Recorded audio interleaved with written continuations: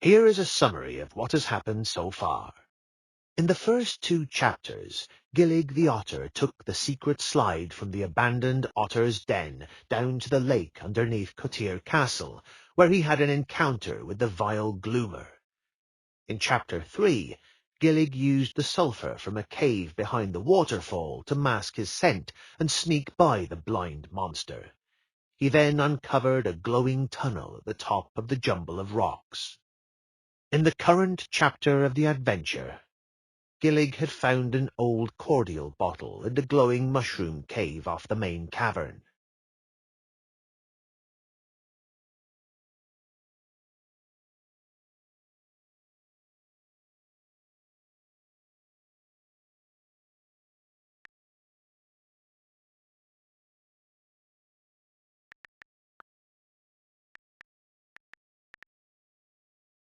Gillig was in a large glowing cave, his mouth gaping in wonderment. The rock walls were twinkling and blinking like stars in the night sky. Small moving lights flittered in waves over the cave walls, and glowing tendrils hung down from the ceiling above. The low glow lit the cave just enough for Gillig to see a mushroom forest that expanded around him to the cave's walls. Located in plain view was a small opening in the rock wall, a dark tunnel. When he examined the walls closely, he saw the aurora was coming from glowworms, which are wiggling around and changing colors as they moved about the walls and roof of the cave. Gillig was in the mushroom cave.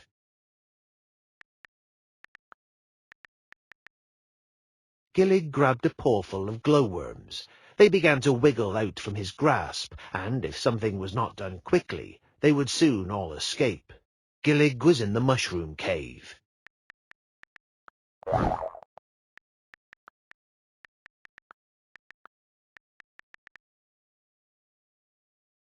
He put worms in the bottle and quickly closed the stopper before they had a chance to escape. The bottle glowed brightly, providing light. Now, with light in paw, Gillig could enter the dark tunnel. Gillig was in the mushroom cave.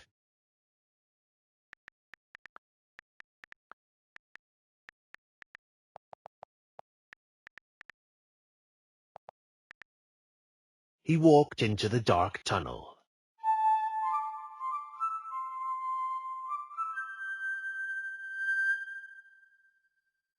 He was in a dark tunnel in the mushroom cave that sloped down to a deep crevice in the floor, which spanned from one wall to the other.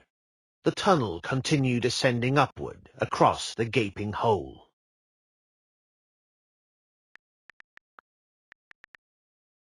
He was in a dark tunnel in the mushroom cave that sloped down to a deep crevice in the floor, which spanned from one wall to the other. The tunnel continued ascending upward across the gaping hole. Gillig knew that there had to be something across the crevice, but how could he get across?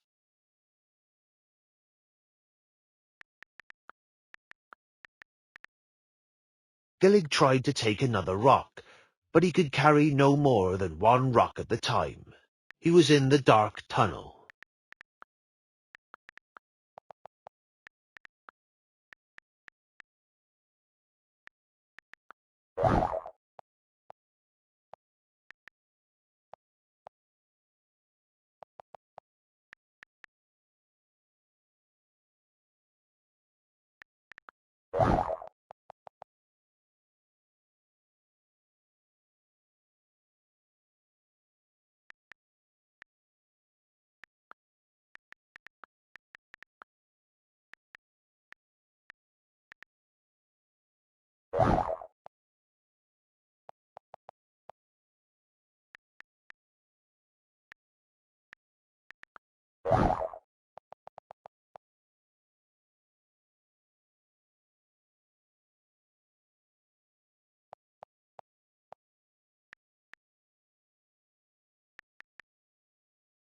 He tossed the rock into the crevice. The stone echoed while it fell, bouncing off the walls before vanishing into silence. He was in the dark tunnel.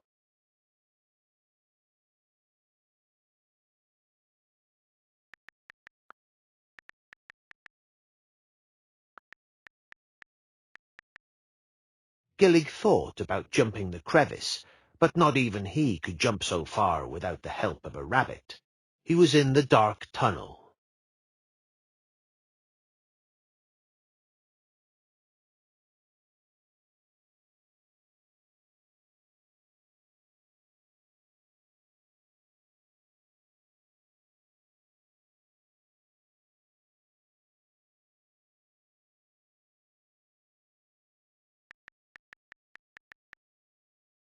Gillig checked his belongings and noted he was carrying a cordial bottle, bright from glowworms. Gillig remembered Skipper lamenting an otter could not see the forest for the trees. He wondered if that might pertain to a mushroom forest as well. What did he really know about the mushroom forest? He was in the dark tunnel.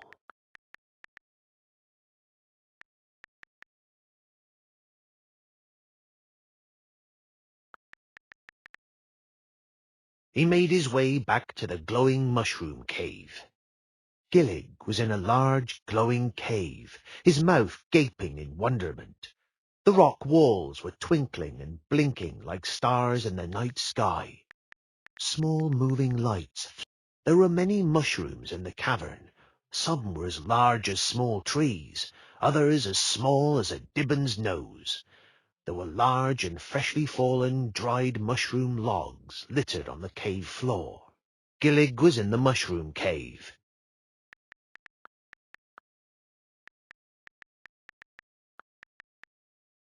He picked up a mushroom log. Although it was very large, it was surprisingly light. Gillig was in the mushroom cave.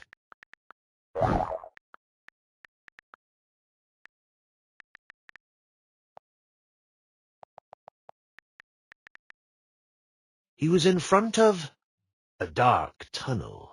The only thing that remained was to enter it. Gillig was in the mushroom cave. He walked into the dark tunnel. He was in a dark tunnel in the mushroom cave that sloped down to a deep crevice in the floor, which spanned from one wall to the other. The tunnel continued ascending upward across the gaping hole.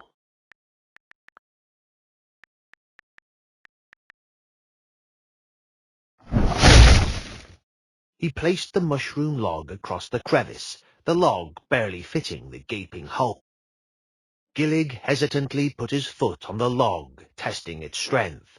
He then solidly put his paw down and found it would hold his weight.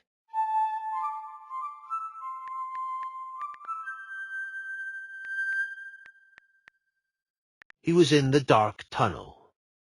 Gillig carefully crossed the mushroom log and reached the other side.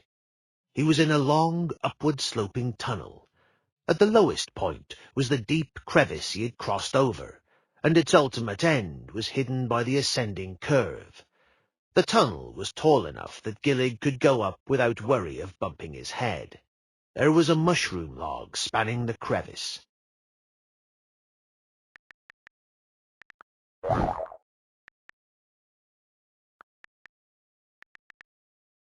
Gillig had a thought, but he had no idea how to do it. He was in the dark tunnel.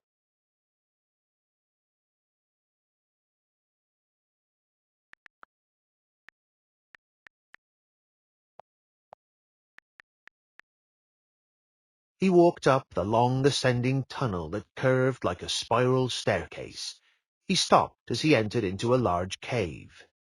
He was in a large storage cavern, filled with rows upon rows of shelving that went all around the room. Set securely in the wall of the cavern was a locked ancient door. Glancing around, he saw the creviced tunnel through which he had entered.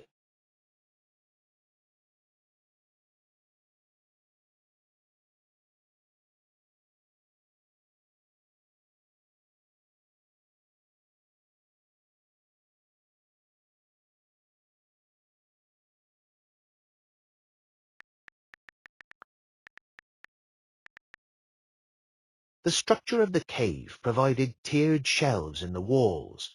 The bottom shelf was at Gillig's knee, with an open gap to the floor underneath. Gillig thought it a wise system to keep their contents safe off the floor. The top shelves were in reach, all placed slightly below the level of his eyes. Whomever had built the area must have been a bit shorter than an otter. The shelves were piled high with a large mixture of tasty-looking dried mushrooms and strange-looking carrot-like roots.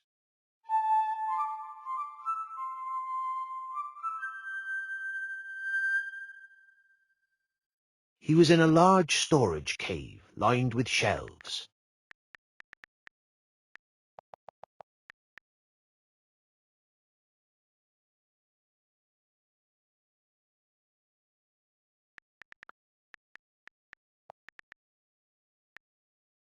He grabbed some of the dried roots and mushrooms.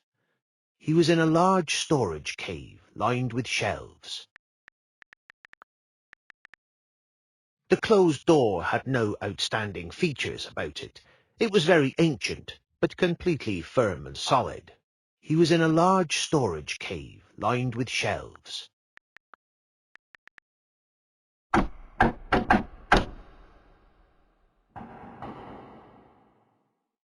Gillig knocked lightly on the door, and after a moment of hesitation, no one answered.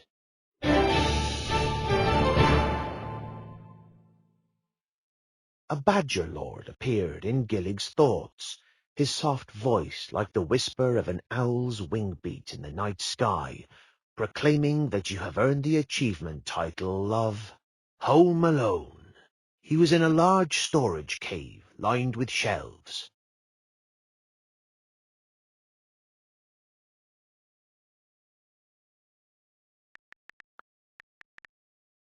Gillig could not open the locked ancient door. Gillig hoped there was another way out. Rabbits were known for having many exits. He was in a large storage cave lined with shelves. He bent over and looked underneath each of the shelves, row by row. Nothing was out of the ordinary, except for one bottom shelf far in the corner. He saw an opening in the wall that was certainly large enough for him to fit through. He was in a large storage cave lined with shelves. He bent over and crawled underneath the shelves. He saw an opening and went through. It was not a tight fit, and he was able to move quickly through to its lighted end. He exited the tunnel he had taken from the storage cavern, and was on the ledge above the slimy shore. As he looked down, the distance to the ground would be a hard fall. He had survived dropping from higher heights, so he felt confident in getting down safely.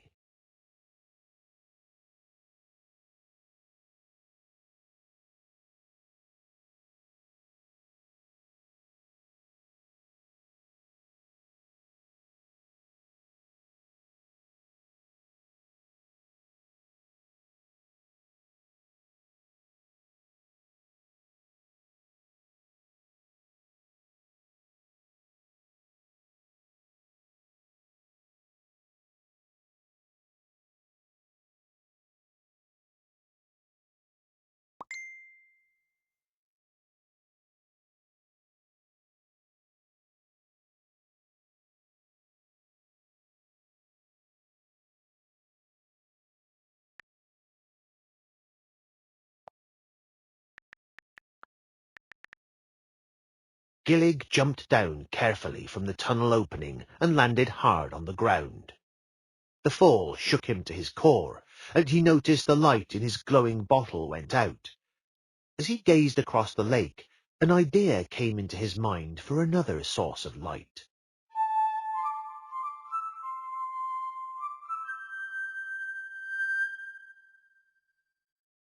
Gillig was on the carrion-strewn slimy rocks overlooking the lake.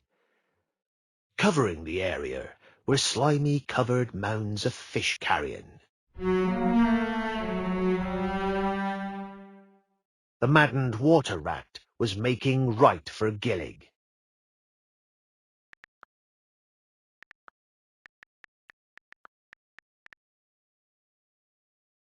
The dried items became soggy before sinking down and vanishing. Gillig made his way back to the sulphur cave and rolled around, once again covering himself.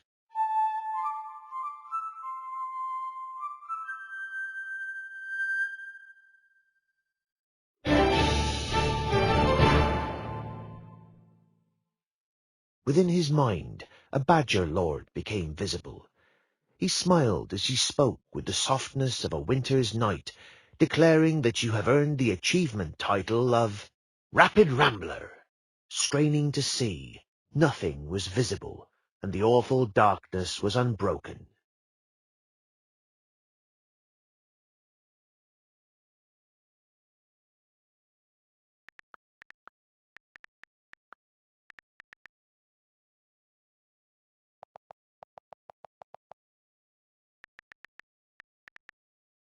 Gillig walked onto the ledge behind the waterfall. Gillig was on a thin shelf of rock behind the waterfall. In front of him, the waterfall was fascinating and glowing from phosphorescence. The downpour of water and mist made it difficult to see around him, but Gillig could still see the lake through the waterfall. The space was narrow on either side of him. One side led out to the sandy beach. The other side went up to a ledge that continued along the cavern wall before sloping down into the shallows. Gloomer was nowhere to be seen.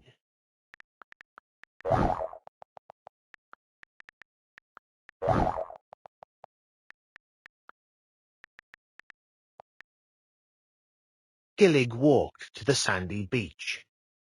Gillig was on a large sandy beach by the waterfall on the edge of the lake. Lying on its side horizontally, half buried in the sand, close to the water's edge, Gillig saw what at first he thought was a log, but at second glance it appeared to be a very large, smooth stalactite that had broken off the ceiling.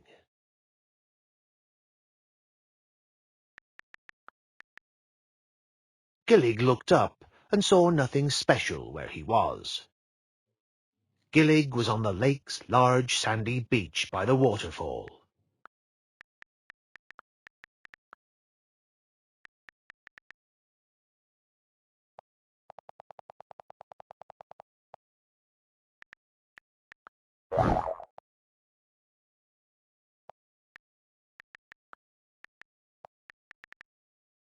Gillig emptied out the cordial bottle.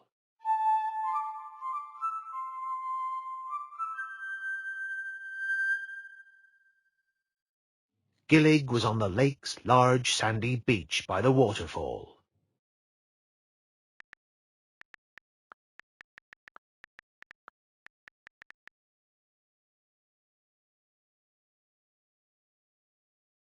Gillig was on the lake's large sandy beach by the waterfall.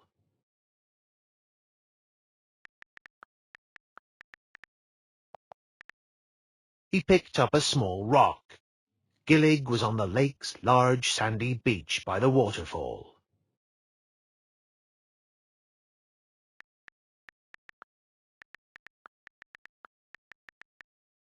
Gillig tossed the rock away. Gillig was transfixed by the glow of the water droplets that hurled into the lake, twinkling for a moment before going dark along with the rest of the water.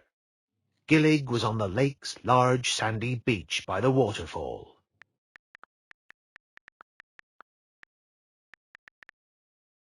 Gillig filled the empty square cordial bottle with lake water and closed the stopper. Gillig was on the lake's large sandy beach by the waterfall. Gillig returned to the sulphur cave. Straining to see, nothing was visible, and the awful darkness was unbroken. Gillig shook the bottle full of lake water, which then started to glow brightly.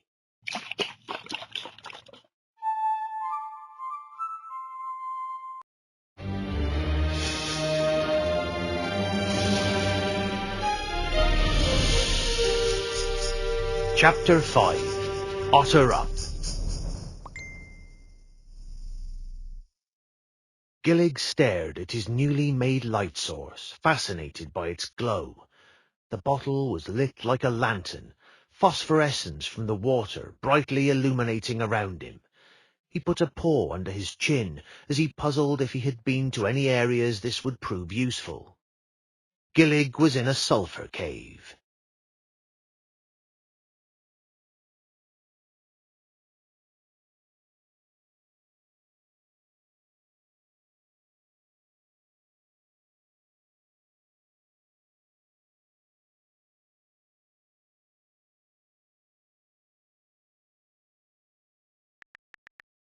You